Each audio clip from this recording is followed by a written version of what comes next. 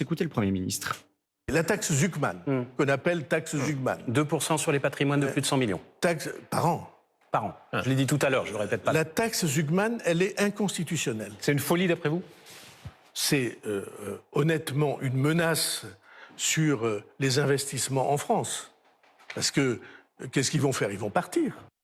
Cette étude tombe à point nommé et elle émane du Conseil d'analyse économique qui, figurez-vous, est rattaché à Matignon. Donc ce sont des gens qui travaillent pour François Bayrou. Et bien justement, ils ont étudié le comportement des Français les plus fortunés quand on met par rapport à l'ISF. Je fonce, je vole, il fonce. On va où? Si demain on remet en place l'ISF qu'avait supprimé Emmanuel Macron, sur 500 personnes fortunées concernées par cet ISF, vous auriez un départ. Vous voyez, c'est pas énorme. Alors un départ chaque année. Hein.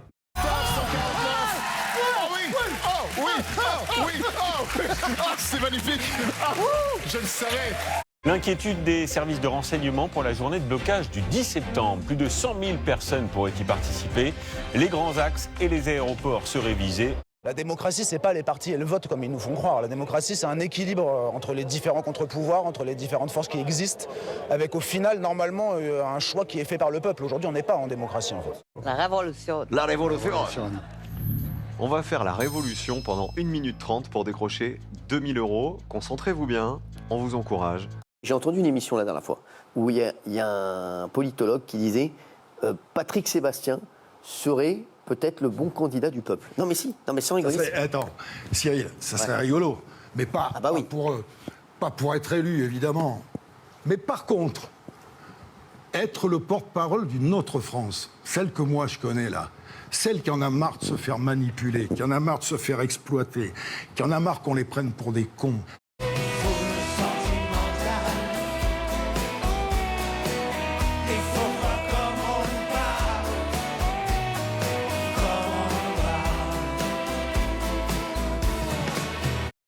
L'assaillant Abdelkader Dibi avait la volonté de mourir. Ce sont les premières conclusions de l'enquête aujourd'hui. Le voici, Abdelkader Dibi. Ce Tunisien de 35 ans est arrivé en France il y a 6 ans. Nous partons sur un litige privé, sur une personne qui a des problématiques psychiatriques très lourdes. Pourquoi est-ce qu'on ne peut pas discuter normalement sans que la question de l'immigration soit une obsession? Benoît Payan, Éric Dupond-Moretti, Emmanuel Macron, 3 approches identiques. 3 attaques aussi contre ceux qui rapportent le réel. 3 aveuglements pour ne masquer qu'une chose, leur inefficacité à combattre cette insécurité qui ravage le pays. Quand on écoute Benoît Payan, on comprend pourquoi la situation est apocalyptique dans sa ville à Marseille. Oui. Parce que Benoît Payan, il n'est pas maire d'hiver gauche, il est maire islamo-gauchiste.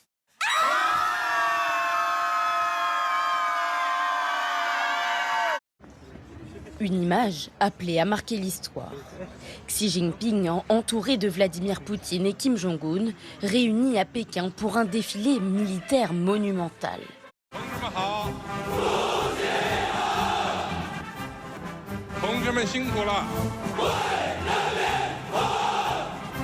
Rien ne dépasse, alignement au millimètre. On dirait presque des images de synthèse, mais non. C'est la démonstration de force XXL de la Chine pour célébrer les 80 ans de la fin de la Seconde Guerre mondiale.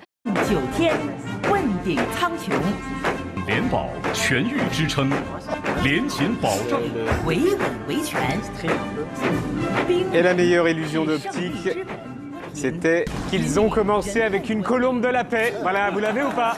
La renaissance de la nation chinoise est inarrêtable. Et la noble cause de la paix et du développement de l'humanité triomphera, assurément. Des événements très mal perçus à Washington, comme le montre ce post de Donald Trump, destiné au président chinois. Veuillez transmettre mes salutations les plus chaleureuses à Vladimir Poutine et Kim Jong-un pendant que vous conspirez contre les États-Unis d'Amérique. Là, je viens de le faire, vous avez vu? Je sais pas ça veut dire quoi? Ça veut dire quoi? Vous plaît? Ouais, pas mal. Ouais. Oh, ça vous plaît, ça va, Benaïm? Très beau. Ça veut dire civis pacem parabellum. Qui veut la paix prépare la guerre. Ah, ça vous correspond bien. Comment avez-vous appris ce week-end que vous étiez mort? Avez-vous vu ça? Non, vraiment, je n'ai pas vu ça. J'ai été très actif ce week-end. Je n'étais pas au courant. C'est assez grave. eh bien, sont de fausses informations. C'est totalement faux. Sur ces images infrarouges, un bateau navigue au large du Venezuela quand les forces armées américaines le bombardent. Selon la Maison-Blanche, il était chargé de drogue. Ces 11 passagers abattus, des narcotrafiquants selon Donald Trump. Je pense que beaucoup ne recommenceront pas après avoir vu cette vidéo. Donald Trump accuse le président Nicolas Maduro d'être directement impliqué dans le trafic de stupéfiants.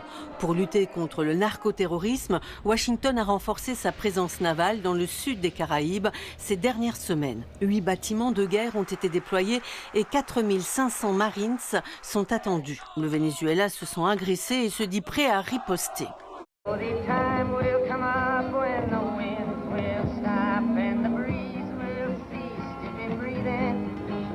Like the stillness in the wind before the hurricane begins, the hour that the ship comes in.